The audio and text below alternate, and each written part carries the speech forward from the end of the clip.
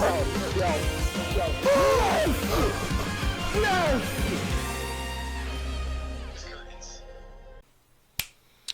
is going on, guys? It's your boy Reality Spin. We are back here with what I think is probably going to be the final video out of all these little trailers I've been recording and all this stuff. We have the special program recap and highlights. I am so glad they did this because I saw the special program was like an hour and 46 minutes. I will watch that eventually, but I gotta see what happened. I already got the codes and everything. And so I'm excited to see what's in this special program recap and the highlights. So without further ado, let's go ahead and get started with Inefa and Flynn's. Welcome back. We made it. Now, that does mark the end of the special program, but we know that was a lot of information.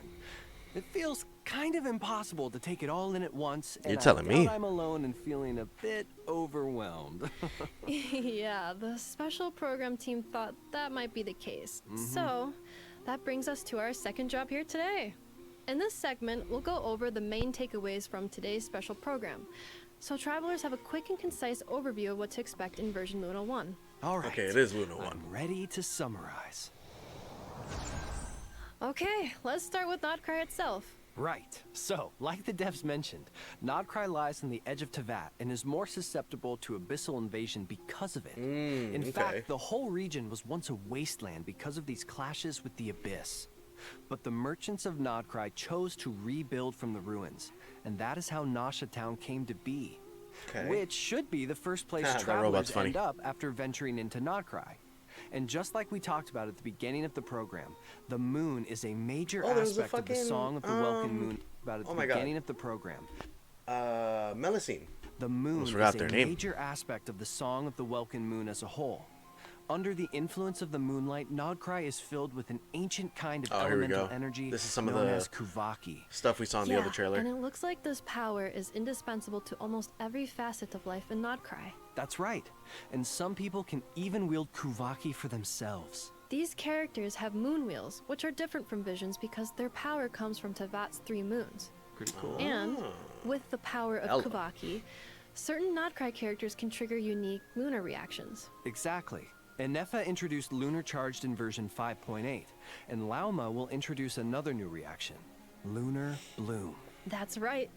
Lauma is the moon chanter of the Frost Moon Scions, which does make her a very important figure in the tribe. She's the one her people look to for leadership and guidance. As for her abilities, she can communicate with animals and transform into a deer. Plus, in combat, her Dendro Moon Wheel allows her to convert bloom reactions into lunar bloom reactions. Her elemental skill can decrease enemies' Dendro and Hydro resistance. Holding her skill consumes Verdant Dew, which is created when team members trigger lunar bloom reactions, and grants her stacks of Moonsong. Then, with her elemental burst, Lauma consumes her stacks of Moonsong to increase bloom reaction damage. Sounds like she's a great support for Lunar Bloom teams. Next, let's take a quick look at Flynn's. In terms of first impressions, Flynn's comes off as a polite, dignified Lightkeeper with an almost aristocratic air to him. Of course, as a member of the Lightkeepers, Flynn's fights for the safety of NOD-KRAI, using the ancient power of his lantern to fend off the wild hunt. In battle, Flynn's elemental skill infuses his normal attacks with electro damage that cannot be overridden. Casting his skill again will trigger a special elemental burst that deals lunar charge damage to enemies. And without needing to satisfy any conditions, his normal elemental burst can directly deal lunar charge damage to opponents. Which does that animation is so cool. I cannot get over it. Let's go. Alright, let's move on to the last character coming in the new version. I know. From the Clink Clank Krumkaki craft shop, right? I know. Krumkaki? Nah, bro. That's crumb cake.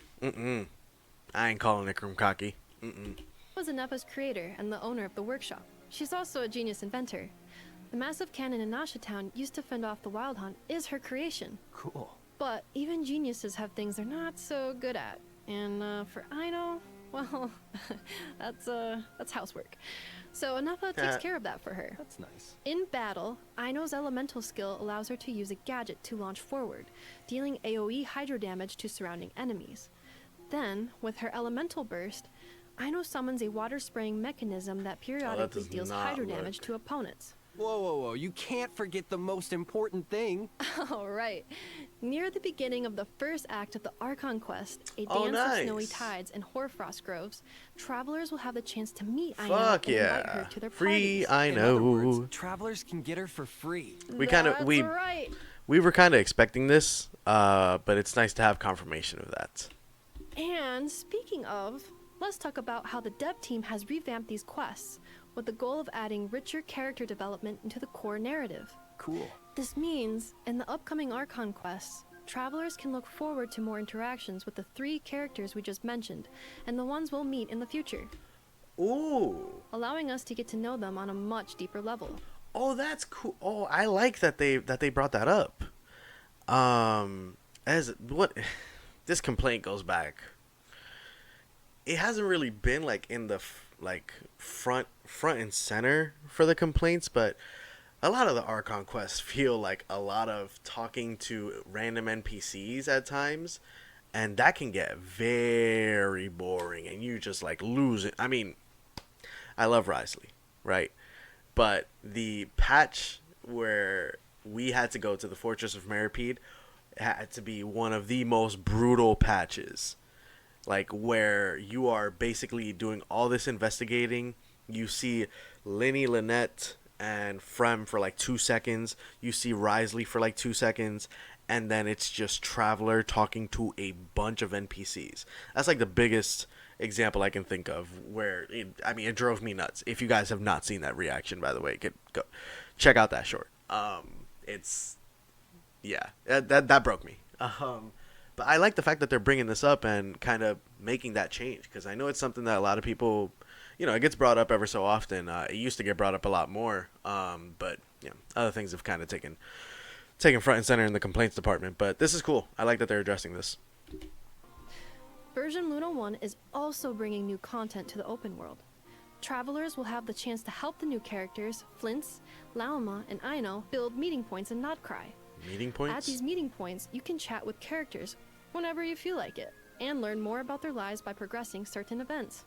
Yeah, it's kind of like Traveler's Tales, but a little more fleshed out. Oh, this is cool too. So we have like stories in the overworld for the characters that aren't just their story quests, or maybe this is replacing the story quests. Regardless, this is dope, and I hope they have it set up in a way where you can still do the main story and still have the characters like in the overworld.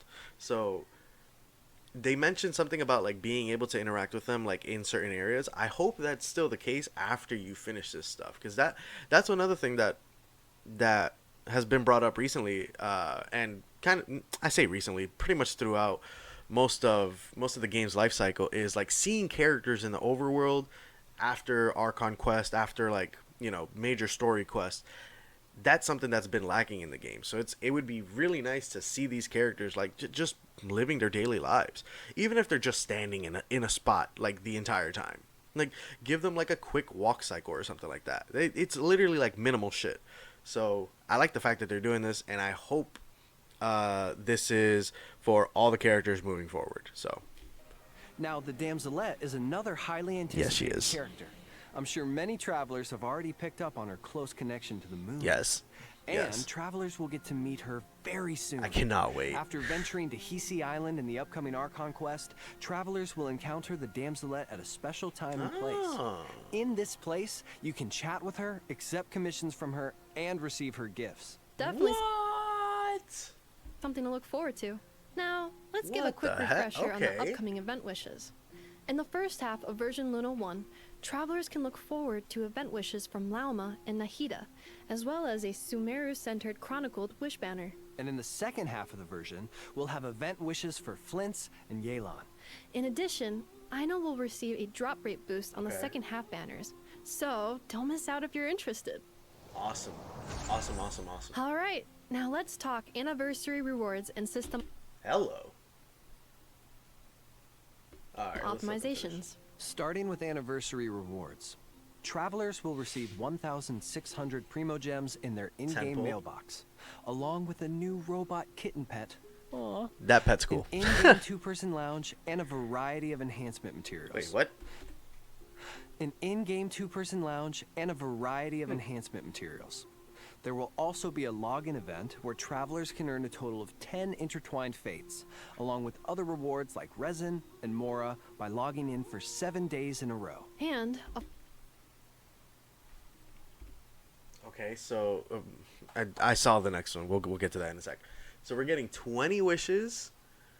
One of those artifact reroll things. A sanctifying elixir, 2 fragile. I mean, that's good. And then obviously the top up reset. So The rewards down for like that. resin and mora by logging in for 7 days in a row. And, of course, travelers will get to choose a standard 5-star character of their choice.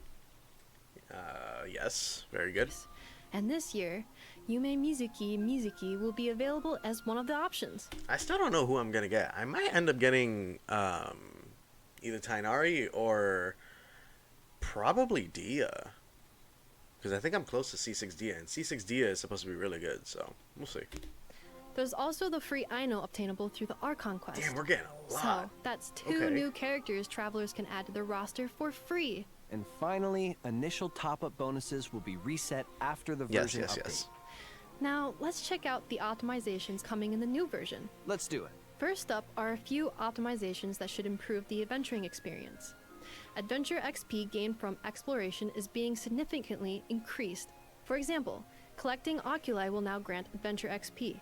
More tips will be added to characters' trial run stages. Yeah, and there are also a few optimizations geared towards veteran travelers.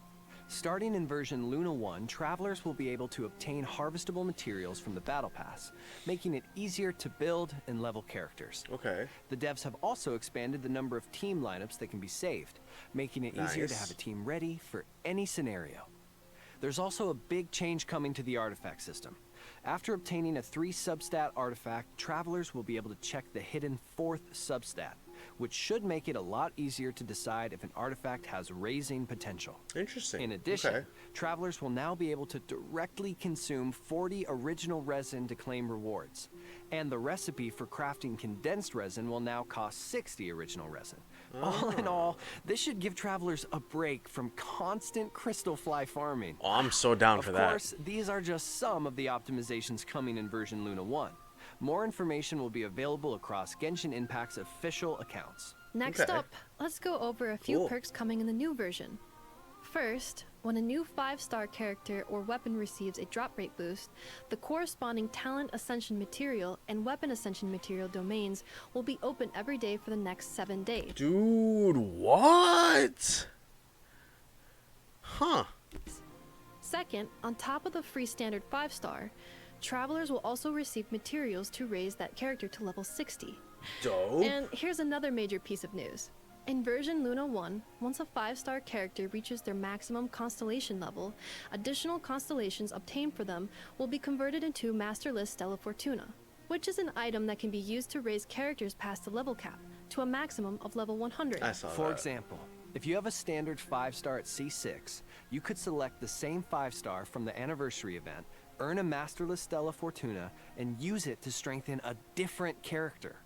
Plus, Oh. travelers who have obtained excess constellations in the past will receive an equal amount of Masterless Stella Fortuna in their in-game mailbox during the new version, which will give certain travelers the chance to start leveling their characters Oh, right nice. away. I think I might get some of those, actually.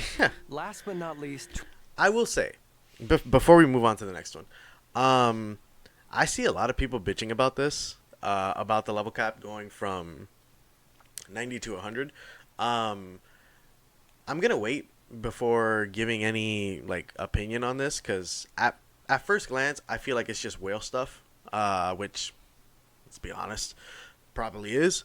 But as long as like some of the, like, I'm sure they'll add content for these level 100 characters, but as long as it's not something where, oh, like, you know, you need to, if you want to maximize your primos, or if you want to like get all the rewards for the Spiral Abyss, let's say, right?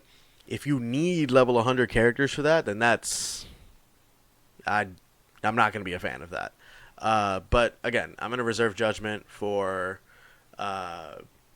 when this actually gets implemented, and when, you know, when and if we start getting any content for this stuff, for level 100 characters, as long as it's optional stuff and it's not anything that impedes us from getting more primos, I'm perfectly fine with it. I don't really care. Give the whales a bone. Sure, why not?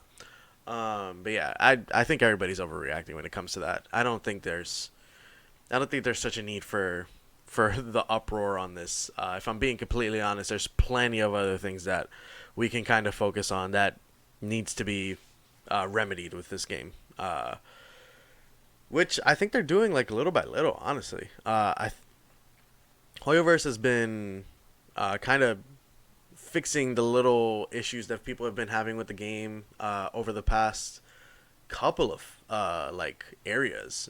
Even starting back in, I want to say back in Fontaine and maybe a little bit of Sumeru. I can't remember off the top of my head, but I know definitely starting with Fontaine, they started fixing some of the issues. So again, I don't think there's any need to raise hell over the level 100 cap. So we'll see what happens in the future. But as of right now, I think everybody just needs to chill and just wait.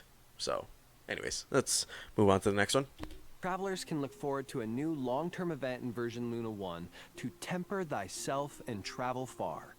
The objective is to reach weekly progress goals by completing daily commissions and spending resin at least 5 days a week across a 12-week period, or the duration of 2 versions.